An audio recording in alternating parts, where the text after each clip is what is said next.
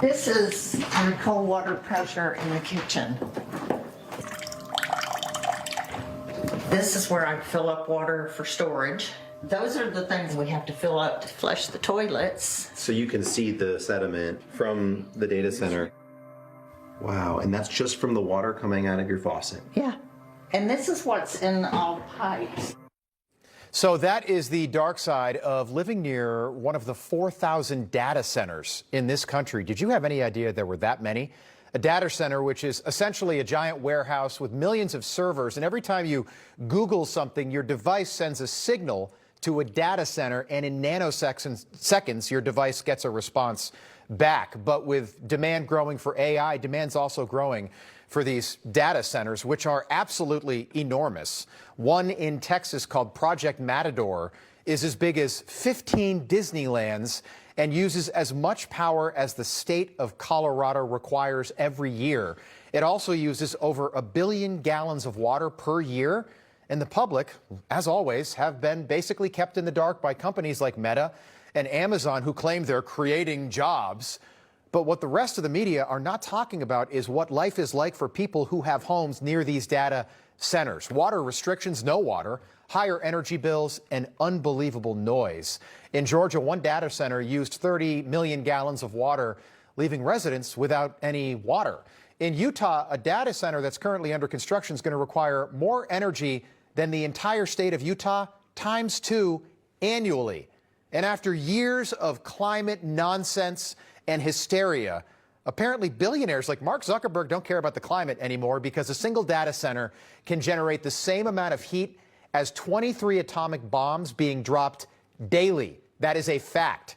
Kristen Megan is a senior industrial hygienist and environmental specialist. James Clifton is a real estate attorney and Republican nominee for the Fayette County Board of Commissioners, where one of these Meta data centers is causing a lot of issues. It's great to have you both here tonight.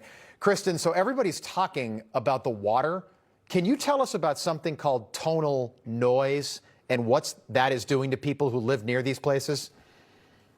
Yeah, so when we're evaluating risk and from an occupational setting, especially placing it in a residential setting, tonal noise is noise that you necessarily don't hear.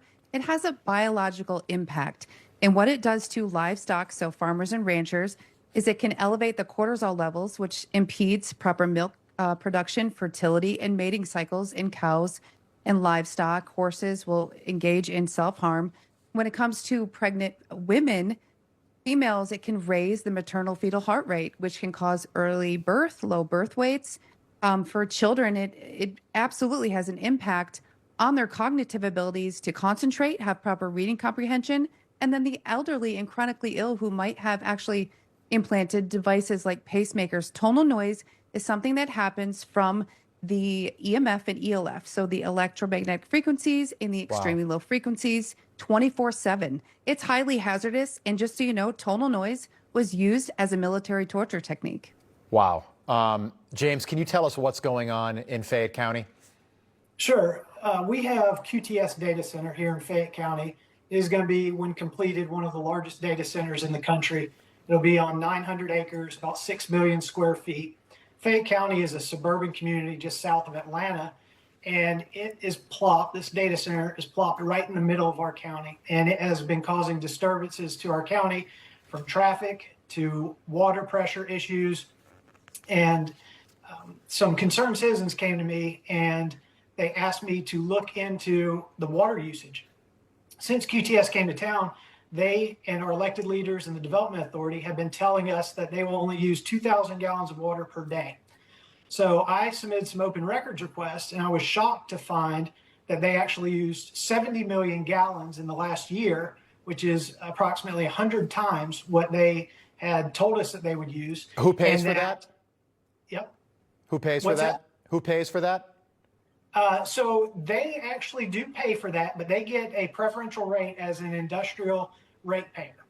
Okay, But so they're not they paying what pay private for- citizens Yeah, are paying. so they pay for that. And buried in that open records request, I found a letter from the Fayette County water system to QTS that said that they had tapped into a residential water main unknown to the county, and that they had siphoned off almost 29 million gallons of water. My goodness. So that Okay. that was quite a shock, and that kind of brought us into the national spotlight. Since then, the Fayette County Water System has said that QTS is actually a partner and that it was a billing error on that part. Well, Oh, today, it's just a billing error. Okay. A right, billing exactly. error. Let me, That all right, was Kristen, quite interesting phrasing from them. and each one so of these today I data submitted- centers, hold on, James, let me just bring Kristen back in. Each one of these data centers claim, and this is really important, they all say, and you go online and people are being compensated to debunk this, they all say, no, you don't have to worry about the water because once we get the water we need, it's a closed loop system. But that's not exactly accurate, Kristen, is it?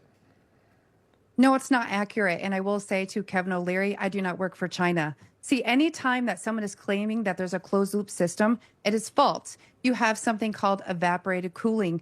Anytime they're using water, they have to use biocides, anti-corrosives, and they have to discharge that water and refill it. And even closed loop systems can still use up to 5 million gallons of water a day. And they're often placing these in places that have very low aquifers. And that's why the video that you showed in the opening, it lowers the water pressure because these wells and aquifers are not being refilled at a rate that is up with the demand of these data centers. Yeah, I'm just wondering, Kristen, why are they being built in areas that are already dealing with drought all over the country? You know, I'm also very confused about that, but I do know that these data center companies are looking for weak zoning laws, struggling farmers and ranchers, for false promises of return of investments that are not really coming to fruition. So it's a head scratcher for me also. But the irony is there is better engineering controls, there's better technology, there's smaller footprints, there's better ways to do this. And I'm Right. not against AI.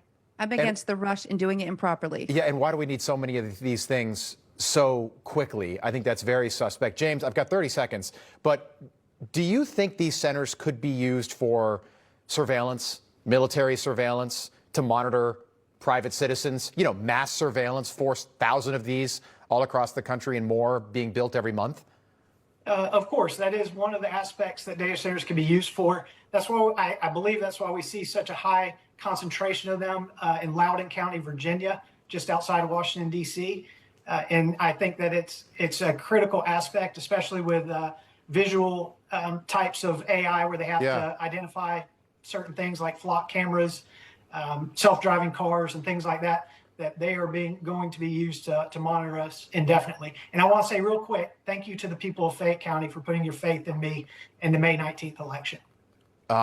Absolutely. I'll just add to that, by the way, just final thought on the sound. So some of these, our sound is anywhere between 90 and 120 decibels, which would be like sleeping next to somebody in the room who's operating a power tool. Think about that, and think about people that, you know, have worked so hard to buy a home and suddenly one of these things goes up and it's right next door and you're dealing with that every single day, 24 hours a day. They never turn them off. Kristen, Megan, James, Clifton, hope to have you back. Thank you. Thank you.